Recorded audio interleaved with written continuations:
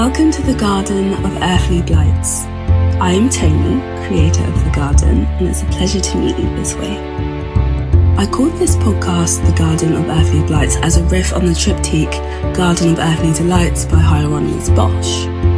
It's a painting depicting primordial chaos in all its human splendour, and that's what I want my podcast to be about. Exploring each nook and cranny of humanity, whether it be sordid or splendid.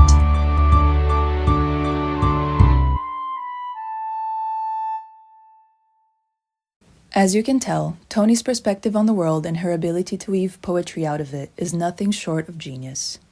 We were both honoured and excited to be able to join her and help her make this vision come true. Toni has always been our inspiring force, and it is unimaginably hard to carry on without the beautiful voice and incomparable originality of our beloved interlocutor. Since her passing, we have been understanding our roles as custodians of this project, of Toni's brainchild as she called it. But we see our work in the Garden of Earthly Blights as a labour of love towards honouring Toni's immense artistic legacy.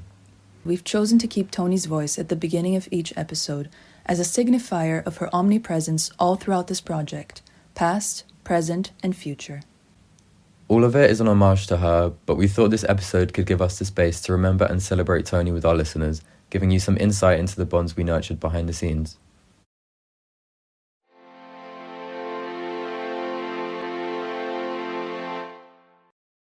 I think I was inspired by Toni from the very first moment we met. We were both part of the sound team at Industry, which is the arts and culture magazine organized by Oxford students. I planned only to join the lit team, but my friend Chloe decided to pass my application on to the sound team because she decided I had a soothing voice, which I hadn't been told before and have actually only been told by Toni since. Yeah.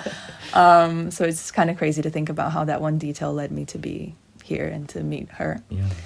Anyway, I joined the team that was going to launch Industry's podcast, and one of our first episodes was about archives, and I think it was Toni who came up with the idea to discuss Portuguese poet Fernando Pessoa, because throughout his life and in developing his work he amassed an archive of something like 30,000 pieces of paper, something insane. Wow. That is now split between various different museum collections.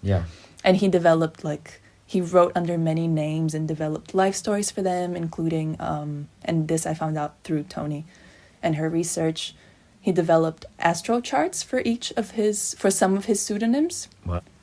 So all of us decided to do an oral collage, reading one of Pessoa's poems in both Portuguese and English, kind of interspersed.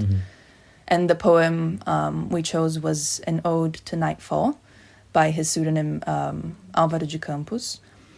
And it is one of my mom's favorites, so much so that we started recording together in her kitchen when I was back home in Brazil over COVID. Wow.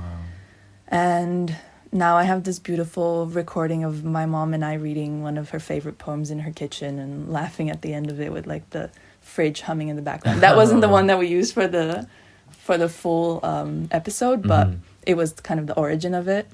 And also it's this record of this precious co-creation between Toni and I. Yeah, that's so interconnected and that's lovely. Well, Toni and I met through a mutual friend, Joe, and the first time I went to visit him at university in Oxford, I met Toni as well. And we were going to a formal at the dinner hall at their college, and I brought a bottle of Lambrini. And for those of you who don't know what Lambrini is, it's the cheapest, fake wine. I use wine very liberally. It's I think they call it a Perrier. It's a sparkling alcoholic drink, and it's in the most gaudy wine bottle. And I was obsessed with it at the time as a non-wine drinker. And visiting Joe, I knew that he would appreciate the bottle of Lambrini too. So I brought it. And I put it on the table in the dining hall, and I remember when Toni saw the bottle, she was shocked that I'd allowed the bottle to be amongst the other real wines. And Joe had said that to me beforehand, I'm pretty sure, or he'd made a comment about Toni probably not liking the fact that I brought it or having some sort of something funny to say about it. But from that weekend that I spent with Joe and Toni, we just hit it off immediately. And I knew from then on we would always have a friend in each other. And so every possible chance we got to see each other, we would just be chatting the whole time. And I was just so obsessed with her energy and the intensity of our friendship to be that I felt palpably like bubbling under the surface in all of our conversations. And it was just such a treat, a genuine treat to find out that Toni would be at an event that either Joe was hosting or I was attending or whatever, and it was honestly sometimes the only reason I was going. I was like, oh, I get to see Toni, this is so fun. And I feel like I definitely stole her from Joe at times, her faithful college husband. So sorry, not sorry, Joe. I really relate to that feeling of like being bubbling under the surface in a conversation, like things she would say, and I would just like, it would spark something in me that was so like, wow, effervescent. Yeah, yeah, exactly, effervescent, that's it.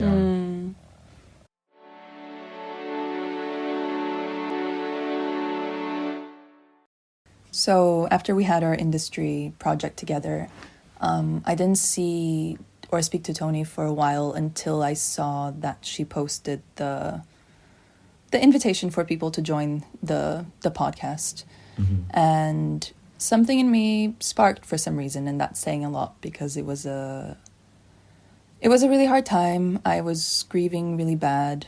I'd lost my mom a few months before, and nothing felt inspired. I was starved of inspiration. All of my creative practices were starved of inspiration, and I couldn't conjure that up myself. So I thought maybe I can just be around people and let myself be inspired by them. Because, when you hear someone talk about something that they love a lot, that to me is such a huge, it's a fuel. Yeah. And Toni spoke like that. And she had one of the most unique repertoires I'd ever seen, have ever seen. So I got in touch with her, and she seemed excited for me to join. She sent me an initial outline of the project, and I swear I read that email with my jaw on the floor.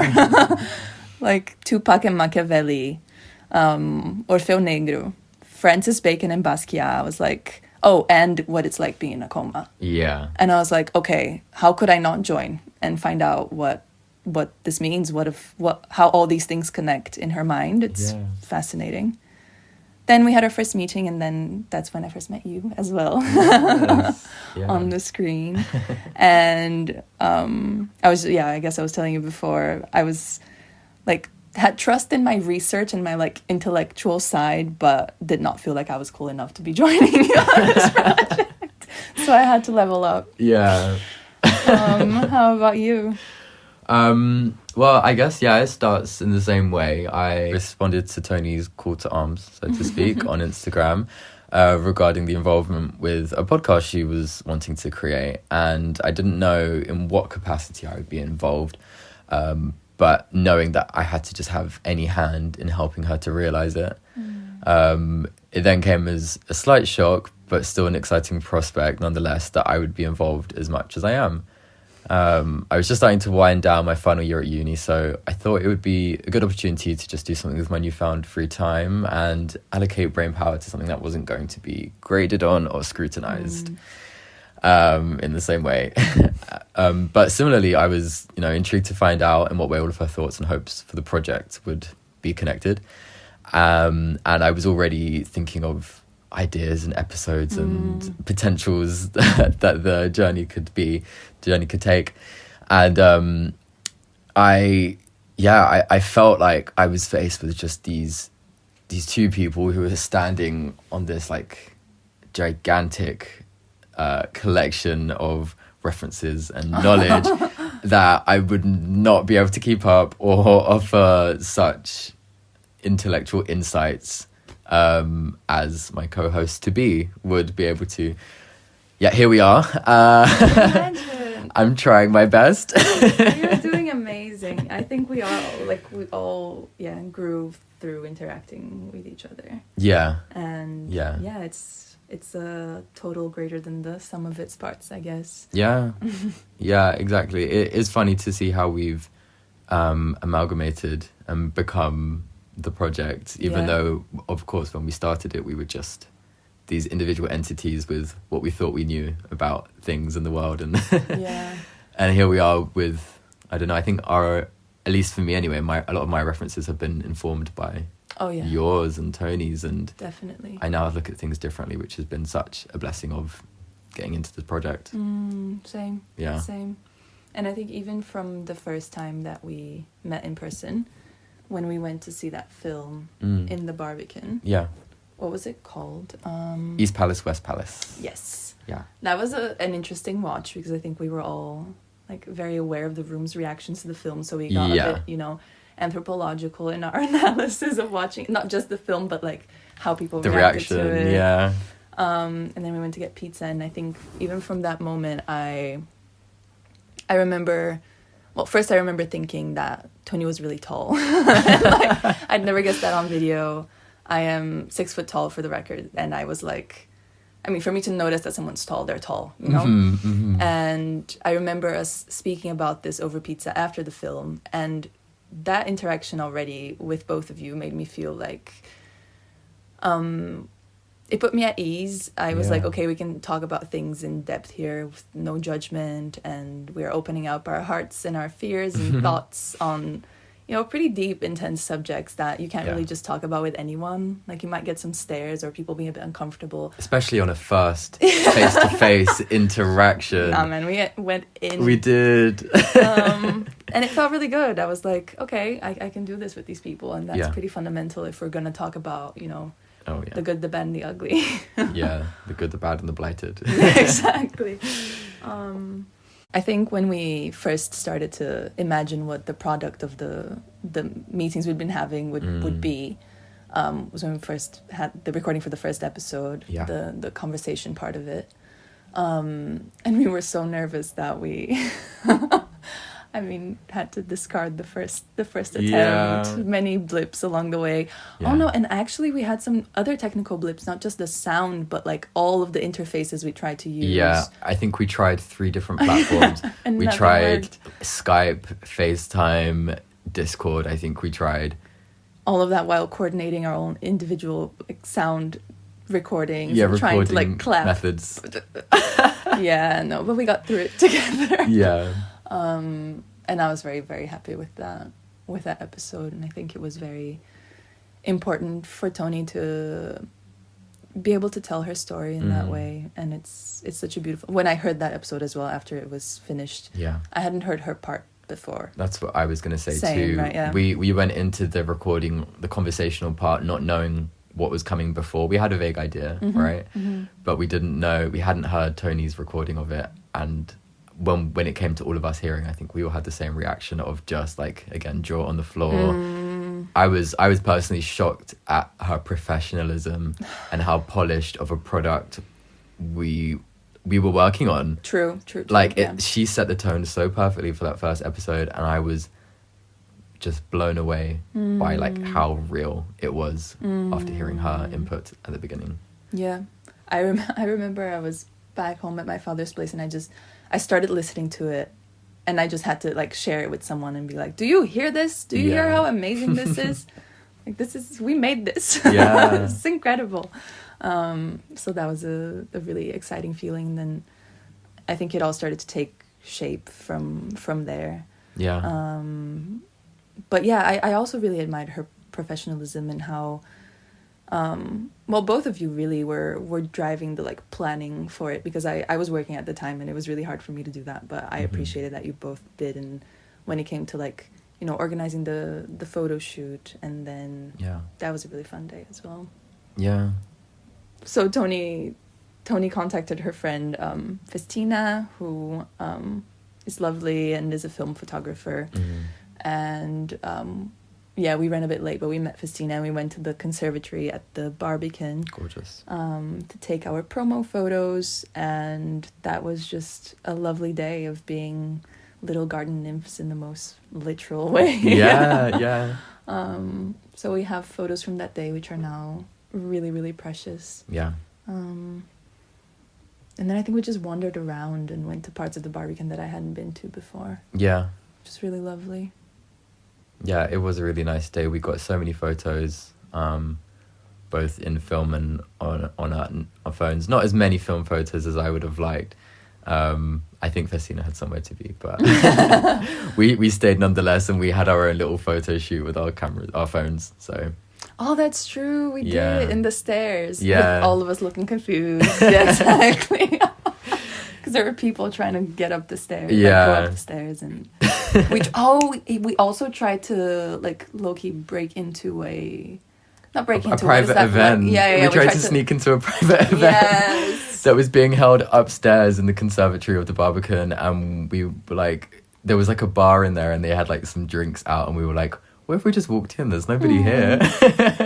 Yeah, they were very kind to us actually when we were. asked. They were like, "Oh no, sorry, this is private. The film is about so I don't even remember what it was in honor of the event." There was a red carpet going on downstairs, and there was some celebrities down there, I think. But yeah, they missed out on us. Clearly. What can we do? Yeah, and then I think we didn't meet, the three of us, until we recorded episode 2. But you might have met in between, right? Yes, I believe we did. We had a brief meeting in the park one time. We went to go and see the Barbie film. I think I won't say much to Toni's disgruntlement, but she definitely exclaimed more interest in Oppenheimer than she did Barbie. Yes. Which is so Toni, of course. I was like so excited to like see it, and she was like, okay, but I was hoping to see Oppenheimer actually, and we were all dressed up in pink, and she was not. She was dressed for Oppenheimer. Let's just say that. But it was still a really nice time, and we got Ubers back from the cinema, and I remember in the Uber, Toni was talking to us about if she had children and how she would raise them, and she was talking about. Wow. She was like saying, my kids will never play video games. Like, I'm not having you play some video games. Get out of your room, go outside, go and play. And she was like talking about like, what is this, like World of Hammercraft, World Hammer. Like she could not get the title, but either way, she didn't know what it was, but she was like, my kids will have no involvement in that. They will be outside. Wow. Okay. I remember she was very strict on that, and it was a funny car ride. Such a strong opinion on something. Yeah, but I got it. I think she was like, she didn't want her kids to grow up to be like the kind of people who like spend all their lives in a room and just like in a dark, sweaty room, just playing these like video games. I can totally see Toni setting that standard. Then it would have been episode 3, right? Episode 2. Yeah. Oh, that was a cute day. I remember arriving at the station here to meet with you. Mm-hmm. We were recording near Reece's place. Well, at Reece's place. So we met nearby. I remember she was wearing this gorgeous like vintage suit jacket, looking the coolest. Yeah. And then we went to this lovely cafe that you suggested, and just had chats on chats, really. Yeah. I spoke about everything and nothing, really. Couldn't tell you what we spoke about, but yeah. Oh, we had a sweet time. We did. And then afterwards we went to the library. Oh yeah, that was random. Yeah, we tried to print off all of the posters that you see behind us in the episode. We went and we tried to print those all off. I had like a big collection I'd found on Pinterest, and I just went into the library, and there's something so humbling about being a person of this generation and then going to a library somewhere that seems so forgotten and just trying to work out how to use their computers. I felt so like out of touch. Yeah. I couldn't log into the computer. I didn't know how to print it off. But it's this whole thing. We worked it out in the end, and and it was a beautiful little library as well. It's a sweet little library. I remember the light shining through it, quite beautiful. Like kind of today what we saw at the conservatory building. Yeah. Really beautiful. And while you were figuring out the tech side very kindly, Toni and I were just browsing through the books, and at one point she saw James Baldwin's Giovanni's Room. And she was like, Luisa, have you read this? I was like, no. And she just looked at me and said, oh, you must.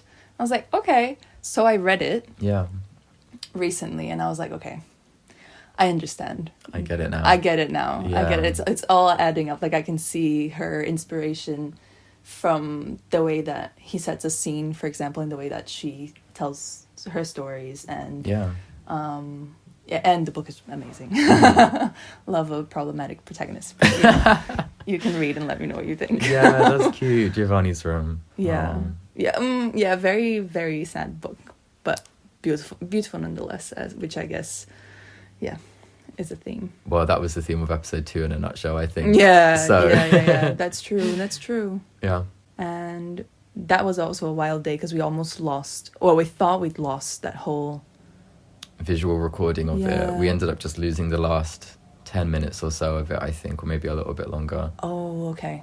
Yeah. But we thought we'd lost the whole thing because I think Tony's phone had died and we didn't realise or something like that.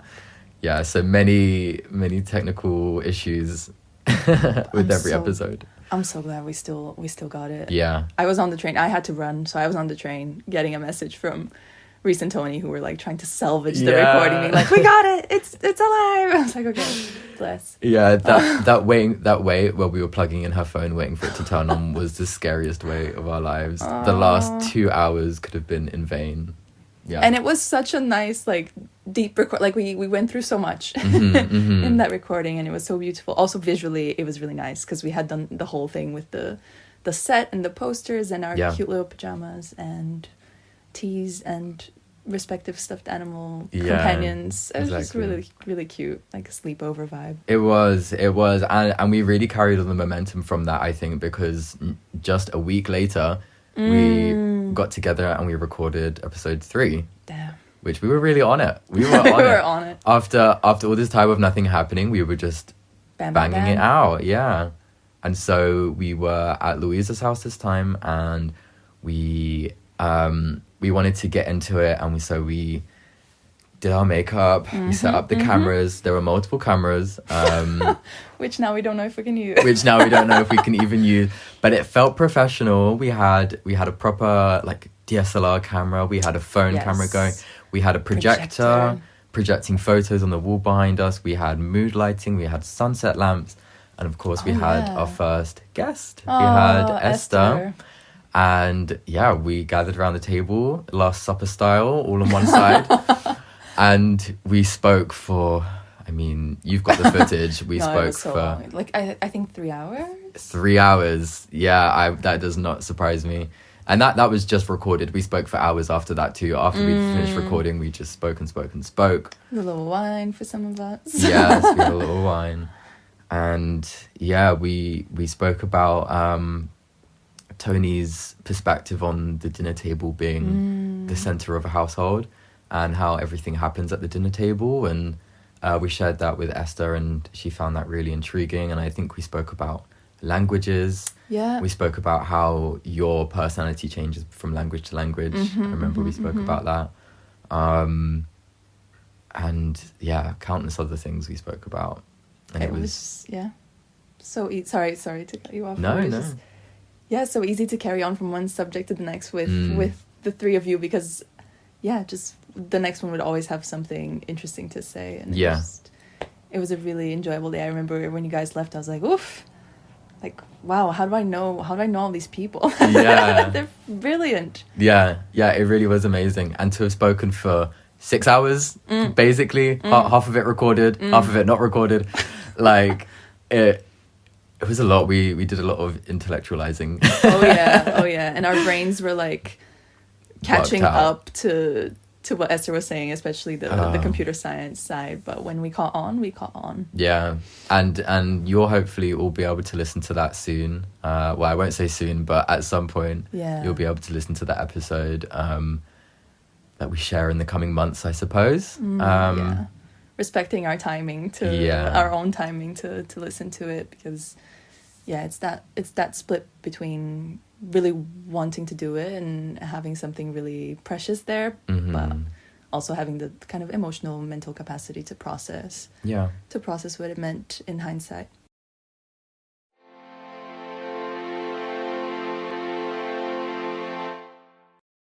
Yeah, I mean, I just have so many other memories with Toni to choose from. But of the selection that are coming to my mind, I think there's one thing that ties them all, and it was just this feeling of unveiling a new level to Toni that I was yet to discover. And there was just so many of these moments. I think the first major one was a separate time when I was visiting Joe at uni, and Toni was there too. We got onto the topic of music and who we like to listen to, and we discussed, as we discussed in episode 2, where we both discovered each other's love for Mitski, and specifically her song Last Words of a Shooting Star. And I'll never not hear that song and now think of her, I think. But yeah, that was one of the first sort of standout memories of sitting around Joe's kitchen table and just talking about Mitski. I think another one was, again, during the same visit, actually. Joe was holding this knitting group on the college grounds, and we were just sitting on a bench on the green. We were chatting about star signs, among other things. And it was just a really peaceful moment to sit there mindlessly, like, again, talking about everything and nothing. Yeah, exactly. And just finding out new things about each other, no matter how trivial or big they may have been. But it's moments like that, the little exploratory conversations that we had when we were getting to know each other, that I wish I could hold on to and play back forever, because, you know, at the time they didn't seem significant, but of course now in reflection, every single conversation we had is so significant. But yeah, like I said, I think those moments of unveiling a new layer of her and being able to share that with other people was one of, like, the treats of knowing Toni. Definitely. And it was always fresh. You thought you knew her, and then she would come in with this differing opinion, and you're like so shocked. I'm like, what do you mean you're not on my side completely? Yes. But it was still exciting to unveil that discourse between us, whatever it might have been. Yeah. And just being around someone who's, like, so unapologetically themselves encourages that in you as well, and it creates a kind of bond. Yeah. It's inspiring. It's what you were talking about earlier. It's hearing somebody talk about something so passionately that they love. It's inspiring to you. Yeah.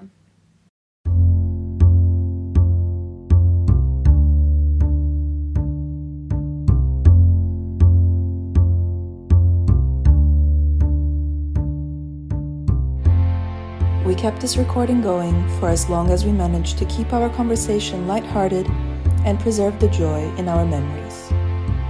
Grief does and has manifested in other ways, but we feel this would be a better conversation for a different episode, while this one can just convey our deep shared love for our dear friend and little sparks of her character. Thank you for your patience while we prepared this, and for listening to and sharing in our memories. Toni once called this podcast her rainbow after the rain, and we hope it can continue in this spirit for us both and for our audience. Our next episode will be the release of the last recording we did with Toni, discussing art, artificial intelligence, and human creativity. So keep up to date with us at Blighted Garden on Instagram for updates about that as well as more to come. We hope you will continue to visit the garden with Toni in your minds and hearts, as she will be in ours.